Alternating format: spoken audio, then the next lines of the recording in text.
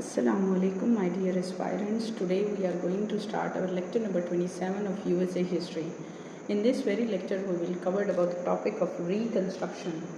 Reconstruction का जो time period है ना यूएसए की हिस्ट्री में, उसको हम लोग डिस्कस करते हैं कि 1865 से 1877 तक ये दौर कैसा रहा और इसको रिकन्स्ट्रक्शन का दौर क्यों कहा जाता है। ठीक है, उसके पीछे हम लोग रीजंस देखेंगे और टाइम पीरियड कौन सा है और इसमें क्या क्या मेजर डेवलपमेंट्स होती रही हैं। ठीक है, ये सारा कुछ हम लोग इसी अपने लेक्चर में डिस्कस करेंगे। काइंडली अगर आप उनको यूएसए हिस्ट्री से रिलेटेड कोई भी लेक्चर ना समझ आए तो आप लोग इसी लेक्चर की प्लेलिस्ट में जाके शुरू से अगर इन वीडियोस को देखेंगे तो आप उनको ज़्यादा क्लैरिटी होगी कि ये किस तरह से मैंने ये कोर्स डिज़ाइन किया है। यूएसए हिस्ट्री को शुरू से लास्ट तक हम लोग ट्रम्प 2.0 तक सारा कुछ डिस्कस करेंगे। इतना डिटेल में ये कोर्स मैंने डिज़ाइन किया है कि कमीशन का जो सिलेबस है एक्चुअली में यूएसए हिस्ट्री से रिलेटेड मैंने उससे हट के जितने भी प्रेसिडेंट्स हैं उनके यूएसए की हिस्ट्री में उनका टाइमलाइन आप लोगों को से दिखाया।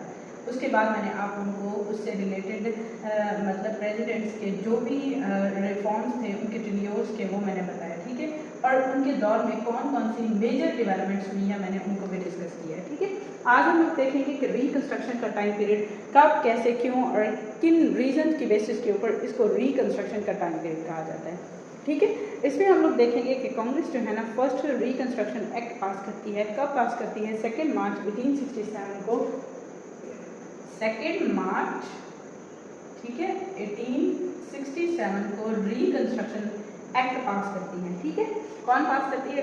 कांग्रेस पास करती है। इसमें जो है ना डिवीजन कितनी की जाती है? 5 मिलिट्री डिस्ट्रिक्ट बनाए जाते हैं। 5 मिलिट्री डिस्ट्रिक्ट्स बनाए जाते हैं। इन डिस्ट्रिक्ट्स का जाहिर है कोई ना कोई मकसद होगा कि किस तरीके से हम लोग अब देखिए एक चीज़ के 5 पोर्शंस कर दिए गए हैं। जाहिर है हर पोर्शन को इंडिविजुअल गवर्नमेंट उनको होल्ड करेगी ना।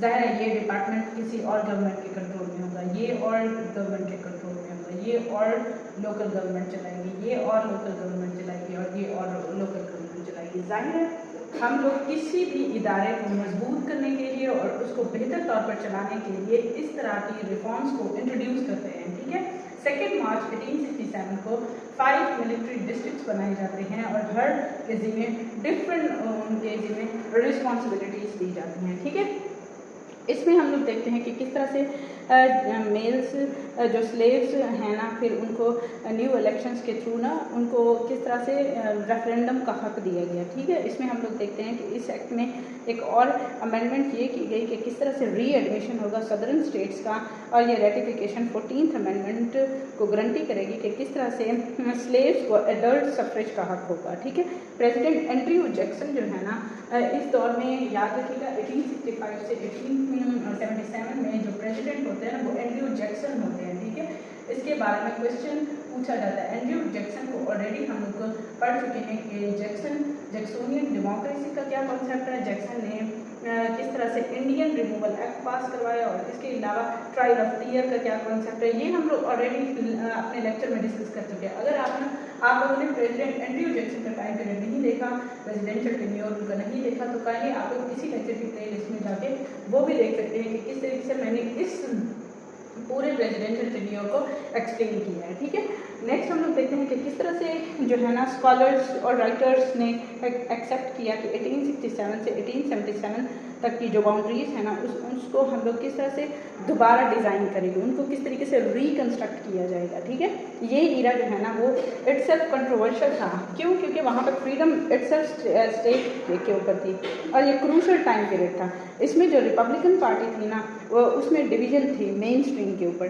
ठीक है, कंजर्वेटिव एलिमेंट था इसमें। जो पर्टिकुलर डेमोक्रेट्स थे ना, ठीक है, उनका ओल्डर ऑर्डर जो था ना वो किस बेसिस के ऊपर था कि स्टेट्स और ब्लैक और वाइट के जो राइट्स हैं ना वो एक दूसरे के साथ इंटेक्ट रहेंगे। ठीक है, इसमें जो इसमें हम लोग क्या कहते हैं कि अफ्रीकन अमेरिकन जो थे ना उनकी क्या डिज़ायर थी कि सिविल और पॉलिटिकल राइट्स की प्रोटेक्शन किस तरह से दी जाएगी और आइडेंटिटीज़ को किस तरह से डिफाइन किया जाएगा।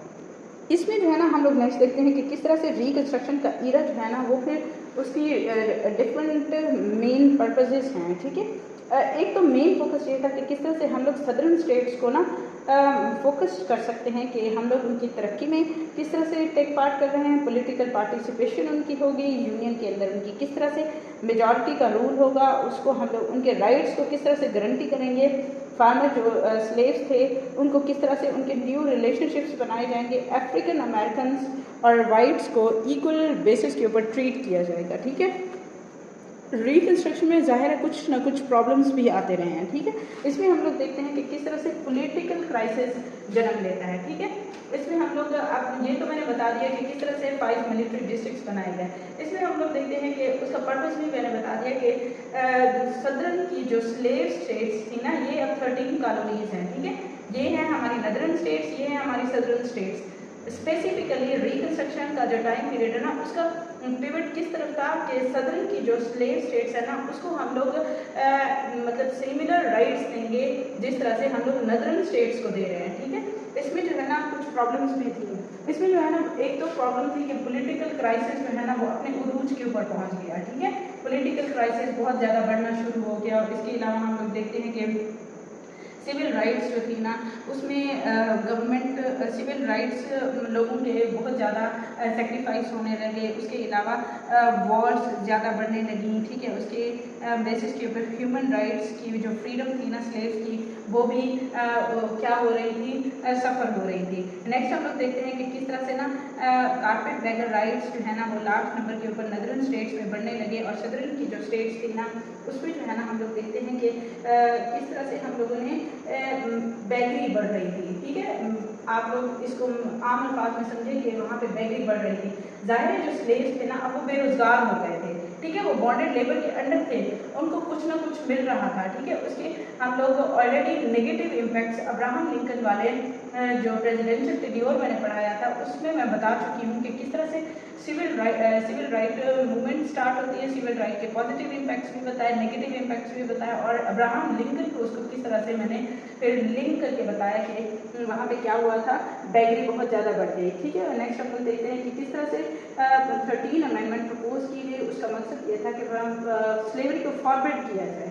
रिकन्स्ट्रक्शन में हम लोग देखते हैं कि फ्री लेबर की बेसिस तो थी, लेकिन स्लेव्स लेबर की बेसिस मतलब लेबर उसमें फिर क्या हो रही थी, स्लेवरी से तो उन्होंने निजात ले ली थी, लेकिन फ्री लेबर वहाँ पे मिलना मुश्किल हो गया था। ठीक है, अब्राहम लिंकन और रिकन्स्ट्रक्शन को भी हम लोग इसी तरीके से देखते हैं कि 8 दिसंबर 1863 को प्रेसिडेंट लिंकन जो है ना एक प्लान को इंट्रोड्यूस करते हैं। इसको रिकन्स्ट्रक्शन कहा जाता है। इसमें जो है ना प्रोक्लेमेशन की जाती है कि किस तरह से एमनेस्टी और रिकन्स्ट्रक्शन के ऊपर फोकस किया जाएगा, और गवर्नमेंट अनाउंस करती है कि हम लोग किस तरह से इंडिविजुअल्स को ये तमाम मतलब राइट्स देंगे, यानी उनको ह्यूमन राइट्स प्रोटेक्शन प्रोवाइड की जाएगी, उनको हर तरह के राइट्स दिए जाएंगे। ठीक है, उसमें हम लोग देखते हैं कि लिंकन्स के अंदर जो है ना कुछ प्लान्स डिज़ाइन किए गए। इनका मेन मकसद था कि लोगों को लीगल और राइटफुल किस तरह से हम लोग राइट्स देंगे। 10% वोटिंग जो पॉपुलेशन है ना, वो जनरल इलेक्शन में किस तरह से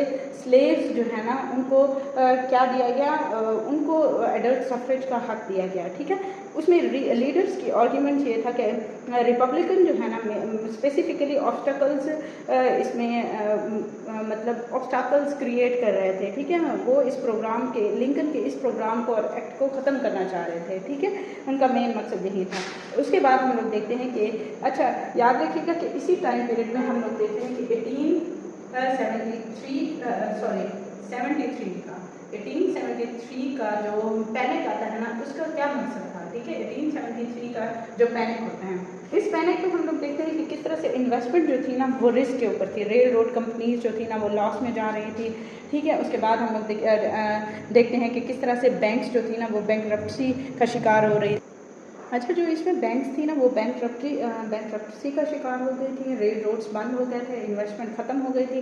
इस पर हम लोग देखते हैं कि ये क्यों हुआ था। क्यों उस वक्त न्यूयॉर्क के अंदर ना स्टॉक एक्सचेंज का जो बिज़नेस था ना वो 10 डेज़ के लिए क्या हो गया था, क्लोज हो गया था। इसमें हम लोग देखते हैं कि रियल एस्टेट की जो वैल्यूज़ थी, वेजेस थी, प्रॉफिट था, कॉर्पोरेशंस थी, वो बहुत ज़्यादा डिक्रीज़ हो गई थी इस पैनिक की वजह से। ठीक है, इसमें हम लोग देखते हैं कि लार्ज नंबर ऑफ बिजनेस का जो कंसर्न था ना वो भी बिल्कुल डिप्रेशन में चला गया था, ठीक है। जर्मन जो थे ना वो स्टॉप कर रहे थे कि किस तरह से हम लोग सिल्वर स्टैंडर्ड्स इंट्रोड्यूस करेंगे, उससे मज़ीद हालात ख़राब हो गए, ठीक है। ये डिप्रेशन रिजल्ट करता है कि किस तरह से इंटरनेशनल डिमांड जो सिल्वर की थी ना वो फॉल डाउन होना शुरू हो गई। ये फर्स्ट डिप्रेशन था। इसमें जो थी ना अमेरिकन और यूरोपियंस जो थे ना वो एक दूसरे को इनकाउंटर कर रहे थे, ठीक है।